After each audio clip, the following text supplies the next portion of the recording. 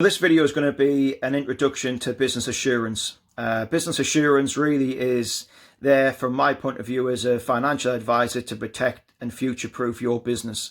And it's so important. It's so important because a lot of companies don't realize that they need this and are quite oblivious and uneducated, because nobody goes around teaching people that as a business owner, these things are important. People just, carry on with their daily business and what they're doing, and don't realize that around the corner, somebody passing away, somebody having a heart attack, somebody having a stroke could literally take all their hard work from underneath the feet in a blink of an eye. And that happens all too often.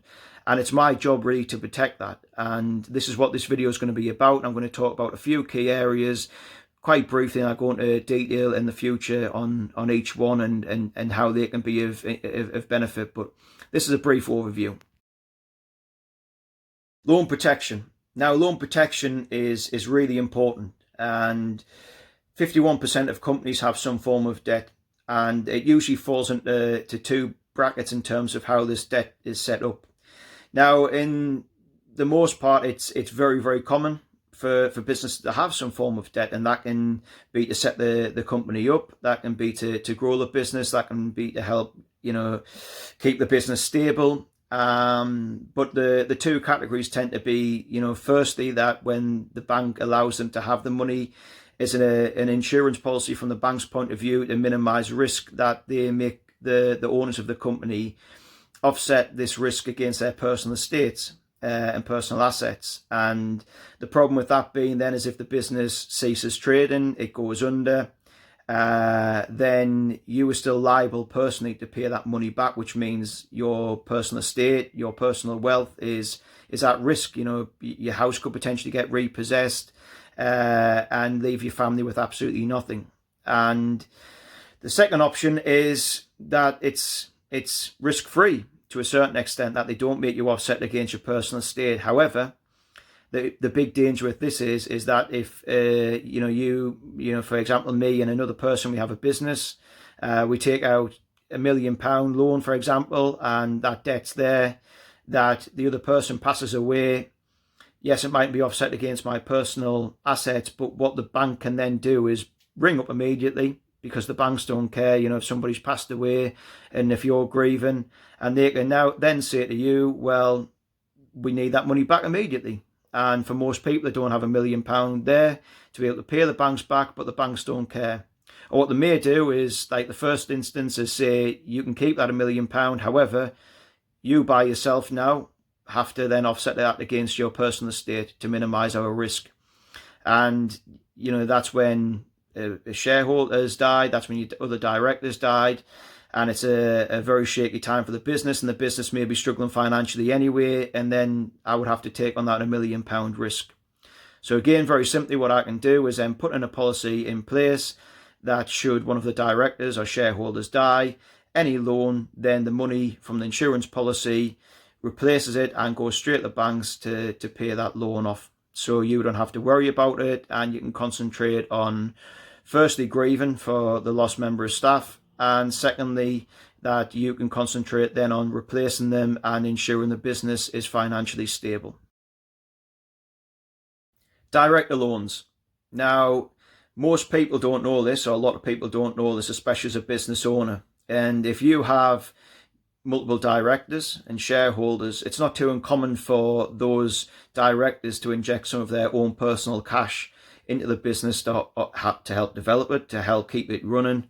It's very, very common for people to do so. Now, the scary part of this is that a lot of business owners, in particular those who have got cash in this manner, don't know that if that person dies, then that money is owed into their personal estate immediately.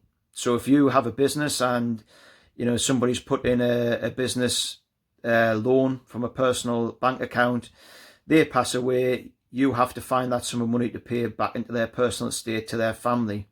And more often than not, especially because they probably had to borrow this money in the first place, that they don't have that sum of money. And I've seen it firsthand, businesses where we've spoken to people, and that some have lent 2 million, 3 million, 4 million plus. Now, that won't be all businesses, but if that person was to pass away, would you have that sum of money to pay straight back to their family? And it's important, that you have something in place, and that's what we can do as an insurance broker, and that's what I can do as an insurance broker. Is I can set up a policy, and again, it can often be so cheap in the grand scheme of things that would protect the amount of that loan. And should that person pass away, then that money goes straight to their personal estate, and you then don't have to worry about paying the family back. That insurance policy covers that policy. Key person insurance. So why is key person insurance important? Well, key person insurance is essentially what it says on the tin. It is insuring any key person within the business. Now, most business owners identify at least one key person in the business, and that key person, more often than not, especially for sole traders, can be themselves. If they're the director, if they're the decision maker, that person, is the key person. And people don't often think about this, but most businesses think that if they lose a key person, that 51% of them think that they will be out of business within a year of that happening. So it's of vital importance to protect the key person within the business, and that can be for any sum of money, that can be for the worth, and the whole purpose of doing so is that if you're the key person within the business, or you have a member of staff who is you are heavily reliant upon, that brings in a lot of money to the company, generates a lot of sales. If they were to pass away, what would happen to the business? And just as an example, you may be a restaurant owner, and you may have a big restaurant, and your food is absolutely phenomenal, and your head chef's there, and he is the one who creates all the recipes. He's the one who comes up with the ingredients. He's the one who trains all the other chefs. And you have no key person insurance, and that chef drops dead with a heart attack, for example. Then what happens to the business? What happens to the business? Where does the ideas come from? Where does the staff training come from? Who takes control of the kitchen? And automatically, immediately, you can start thinking how that can affect the business very much immediately. And that's before you even start, getting to the very basics of that situation and grieving for that individual. It can have a really immediate and lasting damage on the business. But very simply, you would, for example, have a key person insurance policy for, say, £50,000, £100,000, which would cost very, very little to the business to protect that member of staff.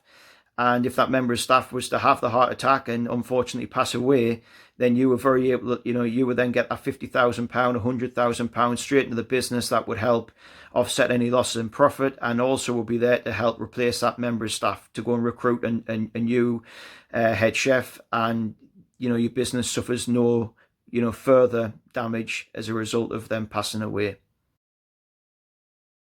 Shareholder protection. Shareholder protection, quite simply, is there to protect the shares of the business. So you may be asking, why is this important? Well, when most people take out a business and they set the business up with Companies House, they don't read any of the paperwork that comes with it. They don't look at the terms and conditions of the business, and they get on with the business, and that's completely normal, because most people, in the excitement of setting the business up, it's very common to then not look at the terms that's set out for the business. But if you have more than one shareholder, multiple shareholders, whether they be family, whether they be just people that you aren't related to, as is often the case, then there is often a need really to have somebody like myself review those policies, because what often is said in those policies is that if somebody dies, one of the shareholders dies, then those shares automatically go to the family members. So problems that can arise from this, especially if they have a big say within the business, is they can come into the business. They can choose to work within the business because they then have shares within that business. If they have controlling shares, then they can start making decisions within the business without any say-so. And it can become really, really quite dangerous, in the respect that the family member may get those shares and choose to sell them to somebody. You may not like that person. They may sell them to a rival, or they may sit on them and do absolutely nothing. And in those situations, what would be probably the more common thing for businesses to want to do would be to buy those shares back. But in a lot of businesses that have high turnovers, they may be not cash rich and may not have the money to be able to buy those shares back.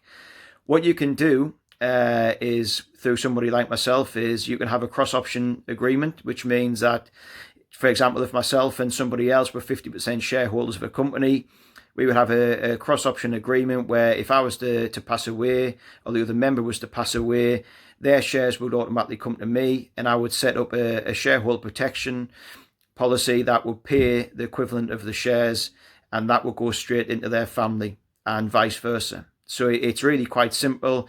In the most part, it is so much cheaper than a lot of business owners ever think to have that money in place in an insurance policy, and the shareholder agreement is so simple to set up.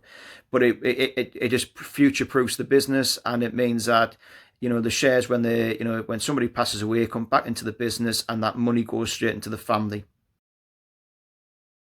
A relevant life plan. What is a relevant life plan, and why are they so important?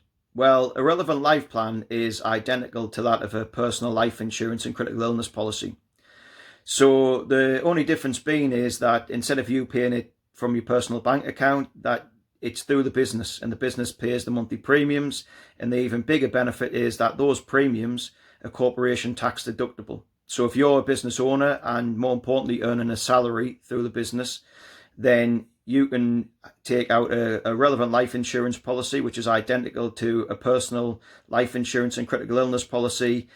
The business pays the premiums, they come off your tax bill, and you can cancel your personal life insurance and critical illness policies. It really is that simple. So you're saving money, and even better still, if you were to leave that company and go to another company, you can take the policy with you, and the other company has the choice whether they're going to pay the premiums. But worst case scenario, you can take over the monthly premium should you leave the business, should you retire from the business, and nothing will change with that policy. It just becomes a personal policy, and you take over the monthly premium.